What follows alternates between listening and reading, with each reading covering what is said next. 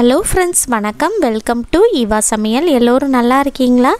Time ஆயிடுச்சே அப்படின்னா அவசரமாக நம்ம தோசை சுடும்போது பார்த்திங்கன்னா அந்த தோசைக்கல்லில் தோசை ஒட்டிக்கிட்டு தோசை சரியாகவே வராது. டெய்லியுமே நம்ம தோசை சரியாக வரலையே அப்படின்னு நமக்கு ஒரே டென்ஷனாக ஆன மாதிரி இருக்கும். அந்த மாதிரி இனி டென்ஷன் ஆகணும்னு அவசியமே இல்லைங்க. தோசைக்கல்லில் தோசை ஒட்டிக்கிட்டு சரியாக வரலையா, நான் சொல்கிற மெத்தட் படி நீங்கள் க்ளீன் பண்ணி பாருங்கள்.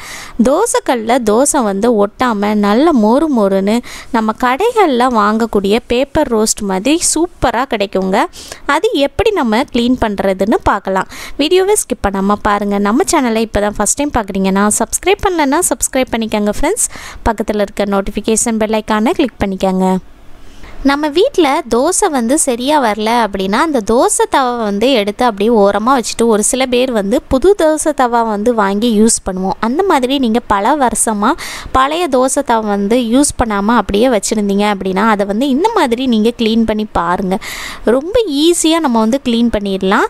நல்ல மொறு மொறுன்னு நம்ம கடைகளில் வாங்கக்கூடிய பேப்பர் ரோஸ்ட் மாதிரி தோசை சூப்பராக பெர்ஃபெக்டாக கிடைக்குங்க. அடுப்பை ஆன் பண்ணிவிட்டு அடுப்பை நல்லா குறைவான தீயில் வச்சுக்கோங்க. ஃபஸ்ட்லேருந்து லாஸ்ட் வரைக்கும் அடுப்பு குறைவான தீயில் தான் இருக்கணுங்க. இப்போ அடுத்ததான் நம்ம தோசை தவாவை எடுத்து வச்சிடலாம். தோசை தவாவில் தோசை ஒட்டிக்கிட்டு சரியாக வரல அப்படின்னா ஃபஸ்ட்டு அந்த தோசை தவாவை நீங்கள் தண்ணியில் கழுவி எடுத்துகிட்டு வந்துட்டு இந்த மாதிரி அடுப்பை நல்லா குறைவான தீயில் வச்சுட்டு தோசை தவா வச்சுருங்க. தோசை தவா லைட்டாக சூடானதுக்கப்புறமா இதில் வினிகர் சேர்க்க போகிறோங்க. இதில் நம்ம 2 ஸ்பூன் அளவுக்கு சேர்த்துக்கலாம். 2 ஸ்பூன் அளவுக்கு வினிகர் சேர்த்திங்கனாலே போதுங்க. இந்த வினிகர் தோசை தவாவில் இருக்கிற எண்ணெய் பிசுக்கு விடாப்பிடியான கரையெல்லாம் நீக்கிறதுக்கு ரொம்பவே ஹெல்ப்ஃபுல்லாக இருக்கும். இது போல் நீங்கள் 2 ஸ்பூன் அளவுக்கு சேர்த்துக்கங்க. வினிகர் சேர்த்துட்டு அதுக்கப்புறமா இதில் நம்ம என்ன சேர்க்க போகிறோம்னு பார்த்திங்கன்னா பேக்கிங் சோடா இருக்கு இல்லையா, அதாவது சமையலுக்கு பயன்படுத்துகிற ஆப்ப சோடா. இந்த ஆப்ப சோடாவில் நம்ம 1 ஸ்பூன் அளவுக்கு எடுத்து சேர்த்துக்கலாங்க.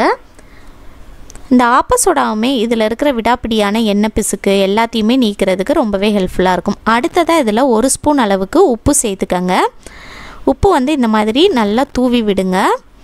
தோசை தவாவில் ஃபுல்லாக தூவி விட்டுட்டு அதுக்கப்புறமா ஒரு எலுமிச்சப்பழத்தை பாதியாக கட் பண்ணிவிட்டு பாதி எலுமிச்சப்பழம் எடுத்துருக்கேங்க. இதோட சாறை நம்ம இந்த மாதிரி லைட்டாக பிழிஞ்சு விட்டுடலாம்.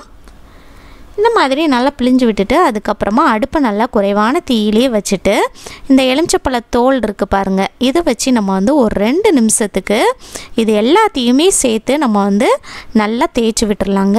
அடுப்பை நல்லா குறைவான தீயிலே வச்சுட்டு எல்லாத்தையும் ஒன்றோடு ஒன்று சேர்த்து இந்த மாதிரி அந்த எலுமிச்சப்பழ தோலை வச்சு நல்லா க்ளீன் பண்ணி விடுங்க. ஒரு 2 நிமிஷத்துக்கு நல்லா தேய்ச்சி விடுங்க. அடுப்பு கண்டிப்பாக குறைவான தீயில் தான் இருக்கணுங்க. 2 நிமிஷத்துக்கு அடுப்பை நல்லா குறைவான தீயில் வச்சுட்டு இந்த மாதிரி நல்லா சுற்றி எல்லா பக்கமும் படுற மாதிரி லைட்டாக அந்த எலுமிச்சப்பழ சாறை பிழிஞ்சு விட்டு இந்த மாதிரி நல்லா தேய்ச்சி விடுங்க. 2 நிமிஷத்துக்கு நல்லா தேய்ச்சி விட்டதுக்கப்புறமா நம்ம ஸ்டவ்வை ஆஃப் பண்ணிடலாங்க.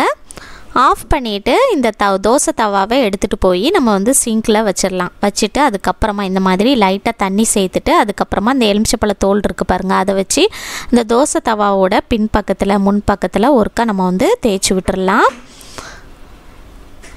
இந்த மாதிரி நீங்கள் ஒருக்கா இந்த தோசை தவாவோட ஃப்ரண்ட் அண்ட் பேக்கில் இந்த எலுமிச்சப்பழ சாறை வச்சு நல்லா தேய்ச்சி விடுங்க.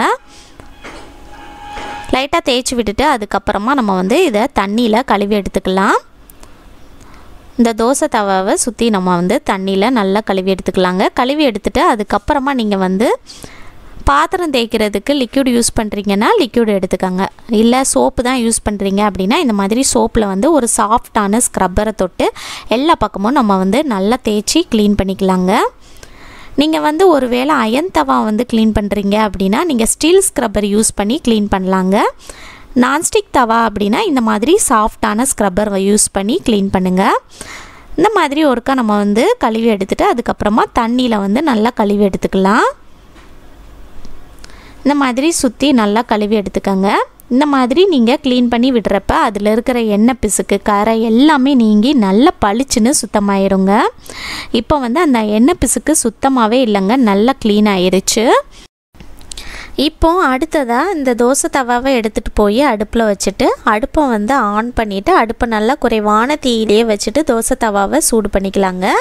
அடுப்பு வந்து ஃபஸ்ட்லேருந்து லாஸ்ட் வரைக்கும் குறைவான தீயிலே வச்சுக்கோங்க. இப்போது அடுத்ததாக ஒரு வெங்காயத்தை மேலே மட்டும் இந்த மாதிரி சின்னதாக கட் பண்ணி எடுத்துருக்கேங்க. இந்த மாதிரி ஒரு சின்ன பீஸ் வெங்காயம் எடுத்துக்கோங்க. எடுத்துகிட்டு அதுக்கப்புறமா இதில் வந்து பின்னாடி வந்து ஒரு ஃபோர்க்கை வச்சு நல்லா குத்தி எடுத்துக்கலாங்க. இதை வந்து நம்ம கையில் வச்சு க்ளீன் பண்ணும்போது நமக்கு கையில் வந்து லைட்டாக சூடுபடும் இல்லையா, அதனால தான் நம்ம வந்து ஃபோர்க் யூஸ் பண்ணி க்ளீன் பண்ண போகிறோம். இந்த மாதிரி ஃபோர்க்கை வந்து நல்லா அந்த வெங்காயத்தில் வந்து குத்தி எடுத்துக்கோங்க. அடுத்ததாக நமக்கு வந்து தோசை தவா சூடானதும் இதில் வந்து கொஞ்சமாக எண்ணெய் சேர்த்துக்கங்க. நீங்கள் சமையலுக்கு என்ன எண்ணெய் யூஸ் பண்ணுறீங்களோ எது வேணாலும் சேர்த்துக்கலாங்க. கொஞ்சமாக எண்ணெய் சேர்த்துட்டு அதுக்கப்புறமா நம்ம வந்து இந்த வெங்காயத்தை கட் பண்ணி எடுத்துருந்தோம் இல்லையா, இதை வச்சு நம்ம வந்து சுற்றி எல்லா பக்கமும் அடுப்பை நல்லா குறைவான தீயிலே வச்சுட்டு ஒரு 2 நிமிஷத்துக்கு நல்லா தேய்ச்சி விடுங்க. இந்த மாதிரி அந்த தோசை தவாவை சுற்றி சென்டரில் அதுக்கப்புறமா சைடில் எல்லா பக்கமும் படுற மாதிரி இந்த மாதிரி நல்லா தேய்ச்சி விடுங்க. 2 நிமிஷத்துக்கு நல்லா தேய்ச்சி விடுங்க. 2 நிமிஷத்துக்கு இந்த வெங்காயத்தை வச்சு நல்லா தேய்ச்சி விட்டதுக்கப்புறமா அடுத்ததாக இதில் வந்து ஒரு முட்டையை வந்து உடச்சி எடுத்து சேர்த்துக்கலாங்க. சேர்த்துட்டு நீங்கள் வந்து இதுலேயே நீங்கள் வந்து கொஞ்சம் உப்பு கொஞ்சம் பெப்பர் தூள் போட்டு நீங்கள் வந்து இதை வரவி எடுத்து நீங்கள் அப்படியே சாப்பிட கூட செய்யலாங்க. இப்போ முட்டையை சேர்த்துட்டு அதுக்கப்புறமா நம்ம வந்து இந்த மாதிரி அந்த தோசை தவாவை சுற்றி எல்லா பக்கமும் படுற மாதிரி பரப்பி விடுங்க. பரப்பி விட்டுட்டு அடுப்பை நல்லா குறைவான தீயில தான் வச்சுக்கணுங்க. வச்சுட்டு நம்ம வந்து இதை வந்து நல்லா மிக்ஸ் பண்ணி எடுத்துக்கலாம். இந்த மாதிரி நல்லா வதக்கி எடுங்க. அடுப்பை நல்லா குறைவான தீயிலே வச்சுட்டு நல்லா வதக்கி எடுங்க. அந்த முட்டை வந்து நல்லா வெந்து வர்ற அளவுக்கு நம்ம வந்து நல்லா இதை வந்து வதக்கி எடுத்துக்கலாங்க. இந்த மாதிரி செய்கிறப்ப நமக்கு வந்து தோசைக்கல்லில் தோசை ஒட்டாமல் நல்ல மொறு மொறுன்னு கடைகளில் வாங்கக்கூடிய பேப்பர் ரோஸ்ட் மாதிரி சூப்பராக கிடைக்கும். இப்போ இந்த முட்டை வந்து நல்லா வெந்துருச்சு பாருங்கள். இப்போ அடுத்ததாக ஸ்டவ் ஆஃப் பண்ணிவிட்டு இதை வந்து நம்ம ஒரு பவுலுக்கு ட்ரான்ஸ்ஃபர் பண்ணிக்கலாங்க. இந்த மாதிரி ஒரு பவுலில் சேர்த்துட்டு அதுக்கப்புறமா ஒரு துணியை வச்சு இந்த தவாவை வந்து நல்லா தொடச்சி எடுத்துருங்க. இதுக்கப்புறமா நீங்கள் வந்து தோசைக்கல்லில் தோசை மாவு ஊற்றி பாருங்கள். உங்களுக்கு வந்து தோசை வந்து தோசைக்கல்லில் ஒட்டாமல் நல்ல மொறு மொறுன்னு கடைகளில் வாங்கக்கூடிய பேப்பர் ரோஸ்ட் மாதிரி சூப்பராக உங்களுக்கு வந்து தோசை கிடைக்குங்க. கண்டிப்பாக நீங்கள் ட்ரை பண்ணி பாருங்கள். சூப்பராக நமக்கு ஒர்க் அவுட் ஆகும். அதே போல் எப்போவுமே நம்ம வந்து தோசை தவாவில் தோசை சுடும்போது அந்த தோசை மாவை சேர்த்ததுமே உடனேயே எண்ணெய் சேர்க்கக்கூடாதுங்க. தோசை மாவு வந்து பாதி அளவுக்கு வெந்ததுக்கப்புறமா தான் லைட்டாக எண்ணெய் சேர்க்கணும். நம்ம ஃபஸ்ட்டே எண்ணெய் சேர்த்துட்டோம் அப்படின்னா அந்த தோசை வந்து பெர்ஃபெக்டாக கிடைக்காது. ஸோ பாதி அளவுக்கு அந்த மாவு வெந்ததுக்கப்புறமா எண்ணெய் சேர்த்துட்டு அதுக்கப்புறமா அடிப்பக்கத்தில் நல்லா மொறு மொறுன்னு வந்ததுக்கப்புறமா நம்ம வந்து இதை திருப்பி போட்டுடலாம். பாருங்கள் ஃப்ரெண்ட்ஸ், எந்த அளவுக்கு நம்மளோட தோசை வந்து தோசை கல்லில் ஒட்டாமல் நல்லா மொறு மொறுன்னு சூப்பராக வந்திருக்குன்னு. இப்போ வந்து இதை திருப்பி போட்டுடலாம். நீங்களும் கண்டிப்பாக இந்த மாதிரி ட்ரை பண்ணி பாருங்கள். சூப்பராக நமக்கு வந்து நல்ல மொறு மொறுன்னு தோசை கிடைக்கும்.